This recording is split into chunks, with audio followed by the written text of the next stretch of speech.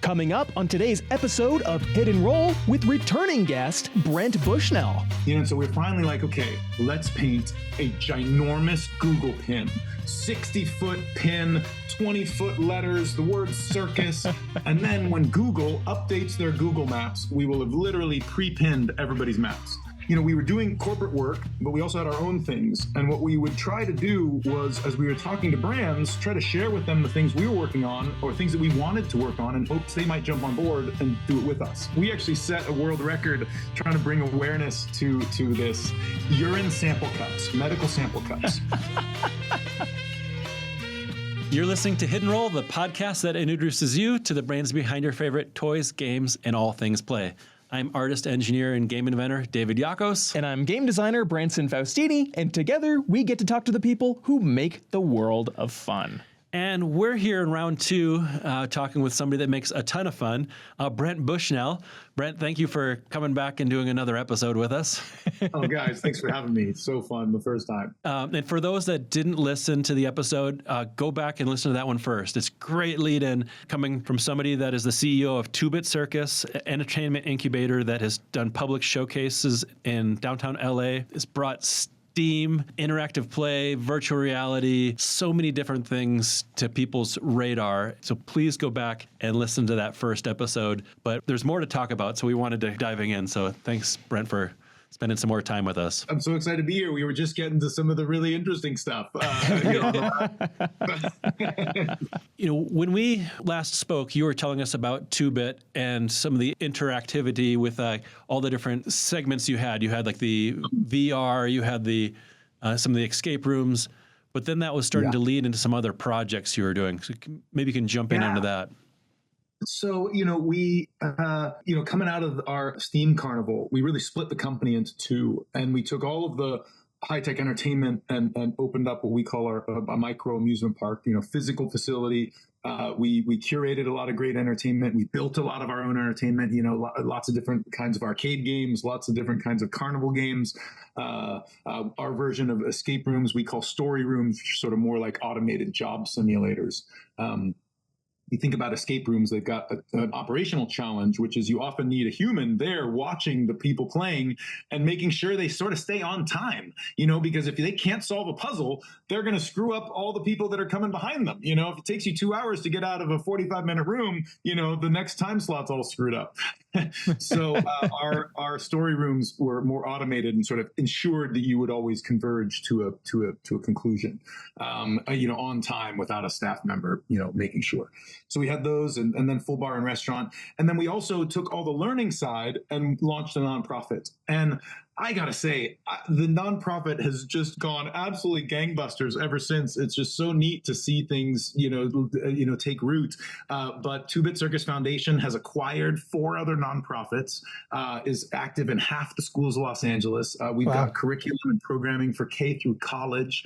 We've got a site on the campus at LA City College. And it's 4 parts. We collect clean waste. So think like a nail polish company has too many nail polish bottles and they change their format. Instead of throwing away the clean bottles that are the old ones, they give them to us together with extra packaging from UPS and whatever. That stuff all becomes the materials that go in the kids' projects. We train the teachers in, game play-based curriculum. And then give them the ability to throw their own carnivals. So there have been way more community-led carnivals than we ever threw as a company. And, we've diverted now 900 tons from landfills and trained, millions of kids at this point. So it's sort of cool. That's so cool. Yeah, old like macaroni and cheese boxes and in cardboard boxes. They make the best supplies, like the fastest prototypes. Great supplies. And, there's so much great trash out there. And I'm now really obsessed with this whole category of trash artists. One of them, this guy, Thomas Dambo, has got these trolls. Have you seen these trolls? Oh, they're amazing. All over the world now? They're amazing. He's a trash artist, and, there's just, I just love trash art. And we actually set a world record trying to bring awareness to this urine sample cups, medical sample cups. Those things have a sterility to them, right? They come out of the factory, they're sterile. That sterility expires. And when it expires, it's cheaper to just throw them away and buy new ones than it is to re-sterilize them, which is, to me, unconscionable. And so they just shovel these things into landfills. And so we have at all times so many clean medical sample cups. It's just an infinite supply. And so we built a ginormous mosaic, the world's biggest mosaic out of medical sample cups, and set an actual world record. You're throwing parties and be like, gosh, we need disposable cups. Like, here, just use these urine cups. Who's doing shots? You're so right. I mean, and it's really funny because just like the Exploratorium, where they have a water fountain made out of a toilet, that's perfectly clean porcelain that came right out of the, factory. That's no different from a sink, but your brain just will not do it. And,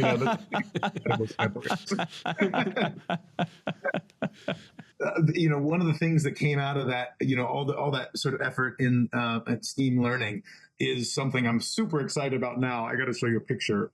This is a open source arcade cabinet. Can you see that okay? Yeah. Super cool.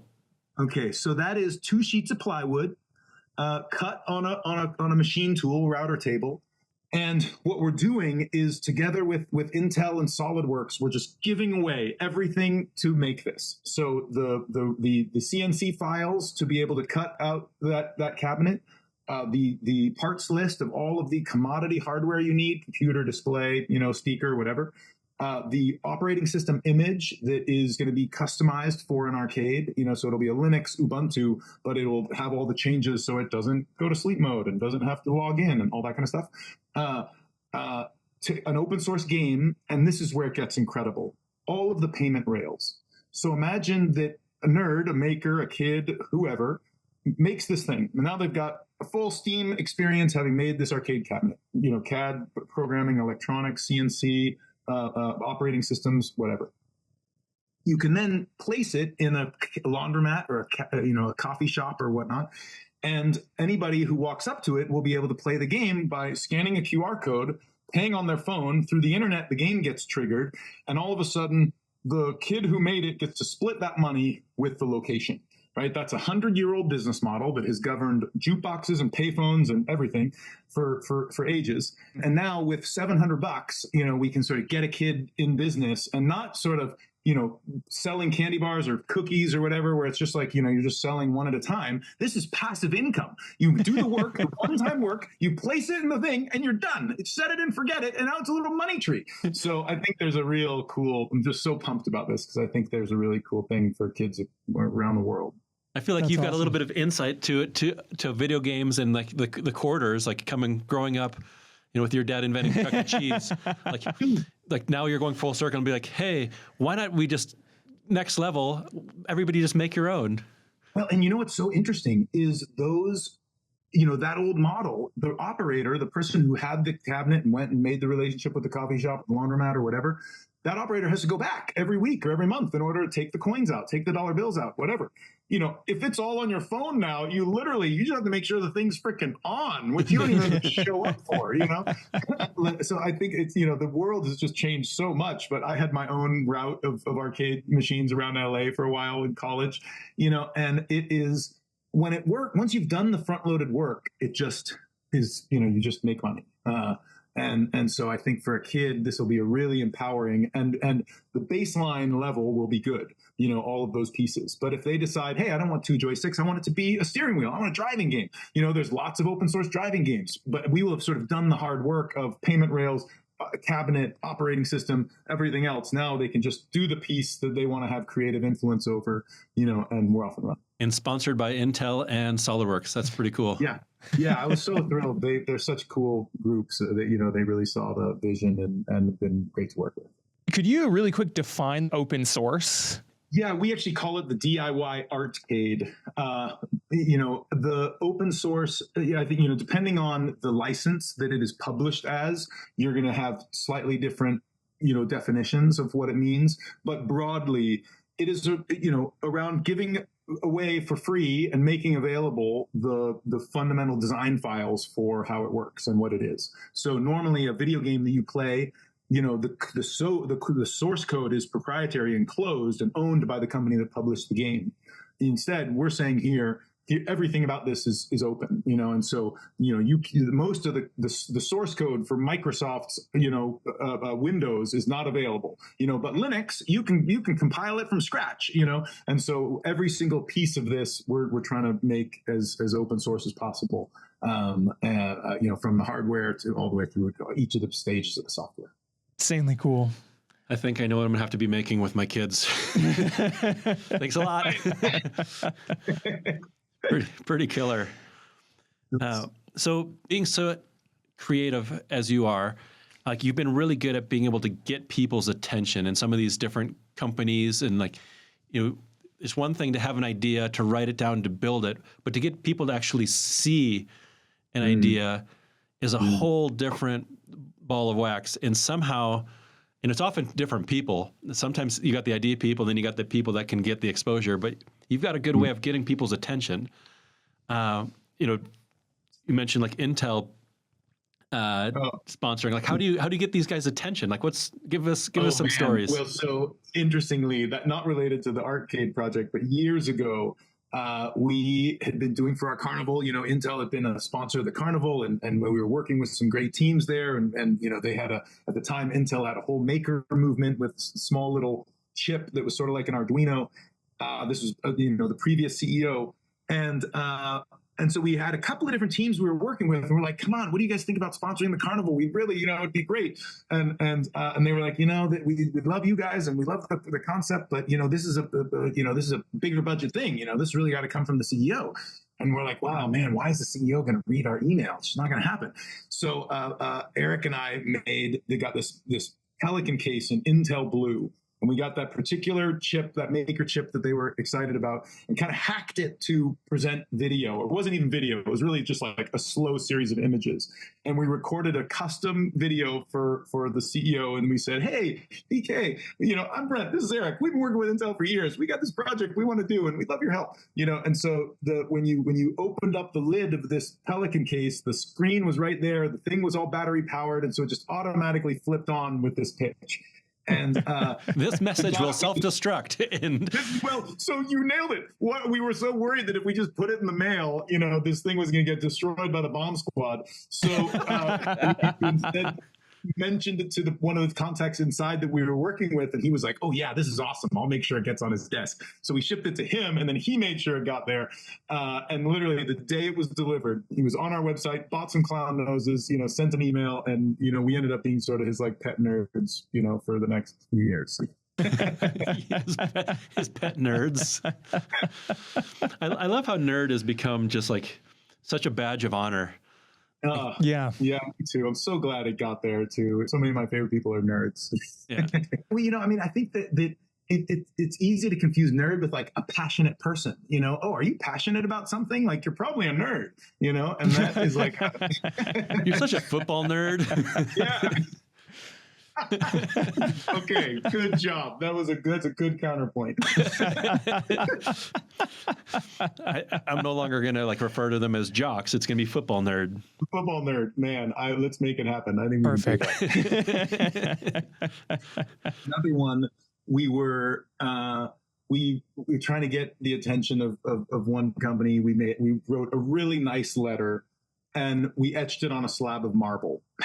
and we FedExed it to the head of the company and the head of the U.S. division, and amazing. It's like I think that for the most part, when you get stuff just out of band from how people normally expect, and it was like another email is so ignorable, but when someone comes in with the mail and and drops it on that, I feel like there's the 10 Commandments. It's hard to not notice. So that was a fun one. I think one of my favorite was with our micro amusement park in downtown LA. We had this ginormous roof. We were trying to figure out what to do with this roof. And in the early days, we were like, man, we could put a bar up there and it's a beautiful view. And, but it's like, oh, there's just a ladder to get up. It's going to be hard to permit. So we're like, okay, well, what about a garden? Maybe it could be a garden. No, that's going to be hard. And so we're finally like, okay, let's paint a ginormous Google pin, 60-foot pin, 20-foot letters, the word circus. And then when Google updates their Google Maps, we will have literally pre-pinned everybody's maps.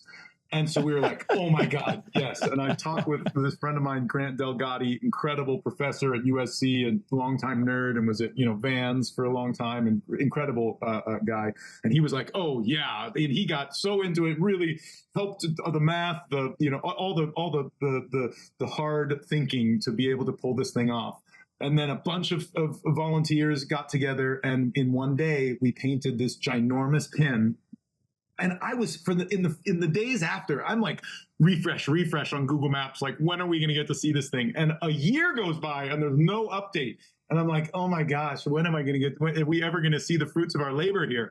And I reach out to a friend of mine who I was like, hey, is there any way to, what happens? How do we do this? And he was like, oh yeah, it's like a really tight knit group. And there's a bunch of nerds involved in, sort of mapping. And within days, the pictures have been updated and you could log in. And sure enough, we pre-pinned everybody's maps. And so that was a great one. And once we made a nice video, we ended up getting a Clio award for that, which is sort of like the Academy Awards for advertising. So that was a fun. That's better than a crop circle. That's pretty cool. Yeah. Yeah, the aliens. Actually, did I mention it was aliens that painted it? I'm not saying it was aliens, but I'm not saying it was aliens. It was aliens. Next on Ancient Aliens. Yeah, it's so good. Could you talk a bit about your creative process? How do you bring one of your ideas from inspiration to reality?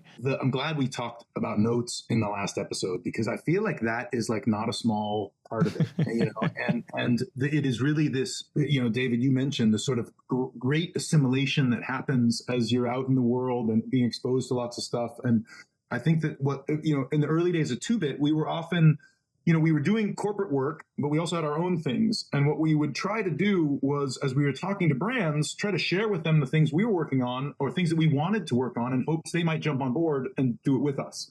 And that was a really powerful way to sort of help to get, either, some of our marketing paid for with partners or some of our R&D paid for with partners. And the thing that ended up happening was we had projects that we would pitch over and over again. They kept getting no's. But every time you pitch it, it would get a little more complete, right? Your budget for it would be a little more detailed. You'd have a little more descriptions about it. Maybe now you've got a rendering. It was like the thing sort of grew on its own. David, you said it's not something real until it's out on paper. And then once it's got a logo, and then it might have 10 images, and now it might have a deck, and it's like every step along that path, it's becoming more real. And so I think I have 1,000 projects in middling states of unfinished, that some of them are literally a line item and others are a whole sheet, and as they get sort of more stuff, I think that, you start to, things start to get closer to converging into something real. So I think that is one of the pieces. The other one is really iterating. And I think everybody, you guys know this. I think a lot of folks know the power of it, but really just forgetting about things being bad in the beginning, because they just will be. And I, a good example, this is this interactive game show controller I built. It's got 4 buttons, wireless. And this is step 100 of interactive game shows, because 2-Bit, when we first opened, had touchscreens mounted to tables, mounted to floors, trenched the floor to bring power to all those things, facing a big projector, 25 screens, all the stuff. We built all these different game shows using that custom infrastructure, custom power, all of this kind of stuff. And at the end of the day, people were on screens, looking down. And that was not the social vibe that I, really wanted. And then, in the pandemic, we were like, okay, we can rip those out. We built a solution that you could play from your phone. So when we opened back up, we had, rather than those custom tables, people were playing game shows from their phone. And, I put my back into those shows, and, at the height of a huge holiday show, I look out, everybody's on their phone, not because they're not interested, but because we told them to freaking scan a thing and so that they could play from their phone.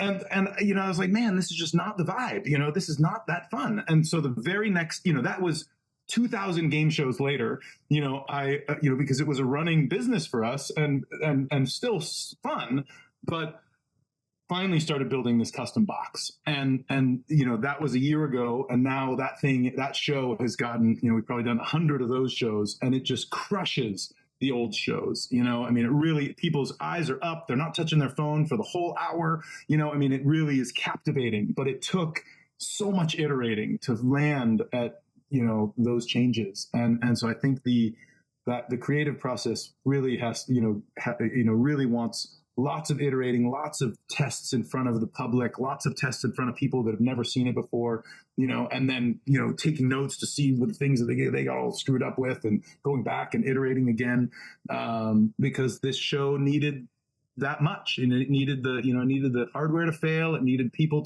to not understand it. It needed the environment to change, you know, and now all of a sudden it's a bullet tested show, but that really takes a long time. With some of that advice, like, are there certain like pitfalls or obstacles that you see that pretty much just take people out of the game that you got any words of advice around? Spending too much time on the logo and all this other stuff that has nothing to do with, do people want this thing, you know, or is it going to be, you know, like, I think it's so easy to get tantalized and sort of fail to launch because it doesn't feel good. It doesn't feel representative of you yet. It doesn't feel finished enough, whatever. You know, if you're comfortable with it, you're probably launching too late. You know, and you want feedback as early as possible, you know, in order to figure, you know, I just love, I tell this story so much, but I just love the story of Dan Klitzner and Bop It. You know, he set out to make a new kind of remote control, you know, and built a football remote control and nobody cared, and built a pizza remote control and nobody cared. And then he was like, okay, well, this one, you hit it and it turns the channel and it twists it and it turns it off. And still people were like, nobody, you know, this we don't care, you know. And then finally he was like, all right, well, screw the TV part. It's a toy. And people were like, yes, we care. You know, and it's like, it needed, you know, all of that iterating to land at the thing. And you know, I think there's just really, I think people need to, you know, and what if he spent all his time on the logo for the TV controller? You know, what a waste. You know, it's like he didn't even have product market fit yet, or concept market fit, or even the freaking right market. You know, he didn't, like, and so it was like it's so easy to get trapped by the stuff that is you're going to need ultimately, but have nothing to do with business right now. You know, and the fundamental nut of, is this going to work or not? Do people want this? Is this a road that I should be on? And so I think that's huge. That's huge. That's ginormous. Like that fail fast and fail cheap is so important, but there's still a balance of being able to, since nobody else has got your imagination, you've got to be able to get it out there enough to where they can see, or at least start to envision what it is that it could be.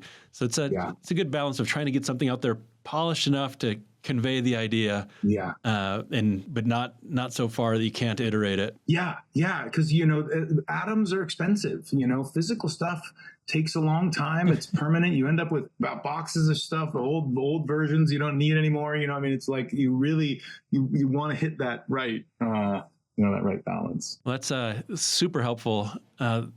Again, I think we could have an entire series with you going on and on about the different stories and adventures of getting your brain into people's hands. But this has been wonderful, Brent. Thank you for taking the time. You guys, I so appreciate you taking the time. Really super fun. Really an honor to be here with you, and looking forward to more fun in the future. Yeah.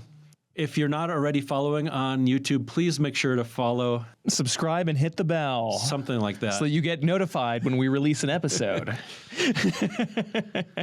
Apparently that helps. Yes. Yes. Cool. But again, thank you for taking the time here, Brent, and for all of those that got to enjoy these stories. Thank you for listening.